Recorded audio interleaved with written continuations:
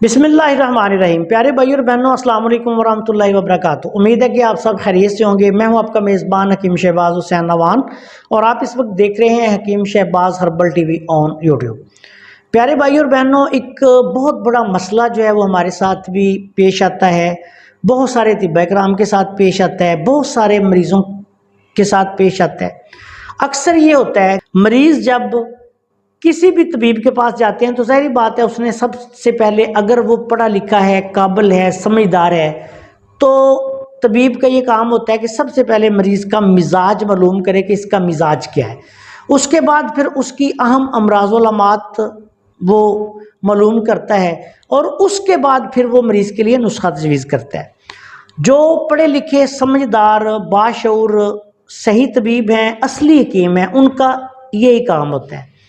वो तुक्के नहीं लगाते कि ये दवाई दे दें आराम आ जाएगा, नहीं आया तो फिर दूसरी दे दें, ऐसे कर लें वैसे कर लें।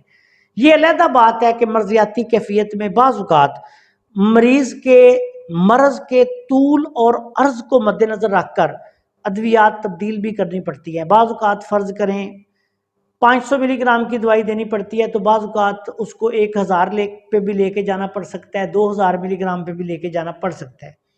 लेकिन जो कुछ भी होगा वो बिल मिजाज होगा।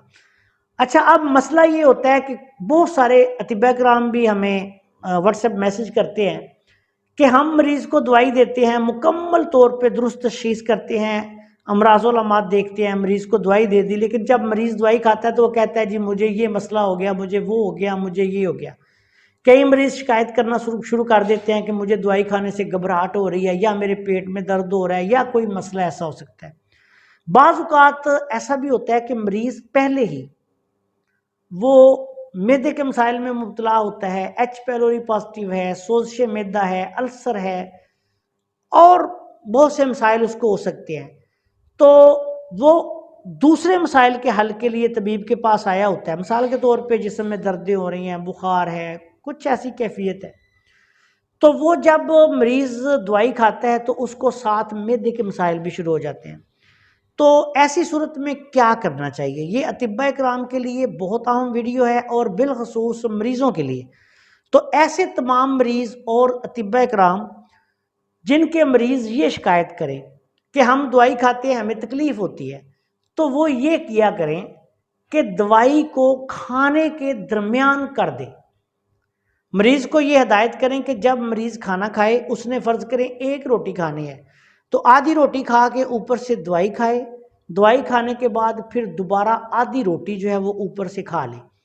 अच्छा, इससे क्या होगा कि दवाई जो है वो ग़िज़ा के साथ मिल जाएगी और उसका जो फौरी तौर पे तेज़ तरीन असर होता है वो नहीं होगा। असर तो होगा लेकिन वो स्लो हो जाएगा। डाइजेस्टिव सिस्टम में वो पूरी आने के बाद फिर निज़ाम इंहज़ाम के प्रोसेस से गुजरने के बाद फिर असर पजीर जो होगी। तो इस तरीके से अगर ऐसे मरीज़ किसी भी मसले में मुब्तला हों तो वो इस तरह कर लें, या उनके मुआलिज जो हैं वो उनको इस तरह गाइड कर दें कि आपने दवाई जो है वो खाने के दरमियान खानी है, खाने के बाद नहीं खानी या खाने से पहले नहीं खानी। बाज़ सूरतों में ऐसा भी होता है कि खाने से पहले दवाई देने से भी अगर मरीज़ को मैदे में सोजिश है, वर्म है, अल्सर है, कोई मसला है, तो वो मरीज़ जब खाली पेट दवाई खाता है तो उसको तकलीफ़ बढ़ जाती है, उसकी वो दवाई तकलीफ़ बढ़ा देती है। बिलखसूस ऐसी अद्वियात जिनमें अकाल अद्वियात हों, जैसे निशादर है या इस कबील की दूसरी अद्वियात, तो ऐसे मरीज़ को फिर आप खाने के दरमियान दवाई कर दें। दूसरी बात, बाज़ लोग जो होते हैं वो खाने के बाद दवाई खाते हैं तो उस वक़्त भी उनको तकलीफ़ हो जाती है, तो उनसे भी ये कहें कि आप दवाई खाने के दरमियान कर लें। और इसके बाद एक और बात भी ज़हन में रखें कि बाज़ औक़ात मरीज़ कमज़ोर होता है, उसको डोज़ थोड़ी ज़्यादा लग रही होती है, तो ऐसी सूरत में फिर उस दवाई की मिकदार भी कम कर दें। मिसाल के तौर पे आपने 500 मिलीग्राम दी है तो 250 मिलीग्राम दे दें, 1000 मिलीग्राम दे रहे हैं तो 500 मिलीग्राम दे दें। और ऐसे मरीज़ों को ये भी हिदायत करें कि वो पानी का इस्तेमाल ज़्यादा करें। अगर कोई आप उसको मुकव्वियात वगैरह दे रहे हैं तो फिर दूध का इस्तेमाल करवाएँ, साथ घी वगैरह इस्तेमाल करवाएँ, खुराक थोड़ी अच्छी उसको कहें करें, फल वगैरह खाए, तो इंशाअल्लाह ताला جن مریضوں کا یہ مسئلہ ہوگا وہ حل ہو جائے گا۔